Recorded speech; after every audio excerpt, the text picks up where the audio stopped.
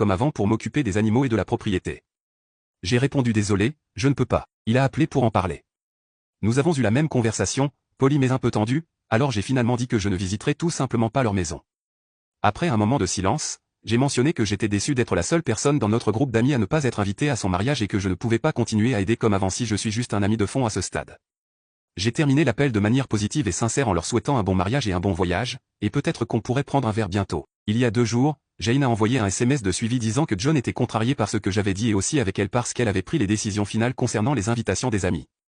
Elle a dit que je prenais cela de la mauvaise manière. Il y avait une capacité limitée et les autres dans notre groupe d'amis avaient des partenaires qui prenaient de la place.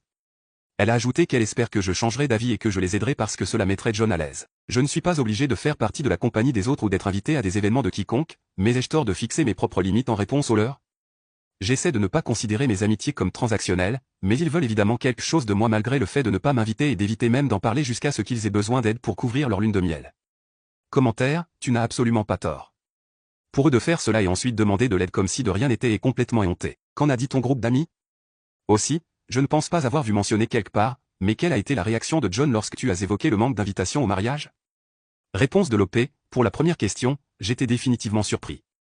La seule raison pour laquelle j'ai découvert cela est qu'un de nos amis, qui vit un peu plus loin, a pris contact initialement pour essayer de coordonner des plans autour du week-end du mariage, supposant que j'avais été invité. Comme John et moi étions proches, je l'ai laissé faire le suivi avec les autres car je ne voulais pas intervenir si près du mariage et en faire une affaire personnelle. Pour la deuxième question, John n'a pas dit grand-chose.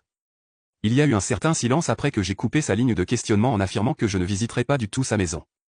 J'ai dit ce que j'avais à dire sur le fait de ne pas pouvoir aider si je n'étais pas invité avec nos autres amis et par embarras, j'ai fait une conclusion gracieuse en leur souhaitant du bien et peut-être prendre un verre un jour. Il y a eu une pause pendant qu'ils se reprenaient et disaient quelque chose comme merci mec, ouais, faisons cela avant que je décide de raccrocher. C'est difficile à cerner, mais j'ai ressenti un peu de regret dans son ton. Mise à jour, hier après-midi, quelques jours après que John ait initié le contact qui a conduit à cette altercation, il m'a envoyé un SMS disant qu'il voulait prendre ce verre demain si possible et qu'il voulait s'excuser en personne pour ses erreurs monumentales. J'ai accepté de le rencontrer après que nous ayons commencé par une tournée de shots. La première phrase de John a été qu'il m'avait failli en tant qu'ami dans cette situation avec les invitations non familiales. Jane apparemment semblait très préoccupée par une philosophie de couple plutôt que de célibataire au mariage.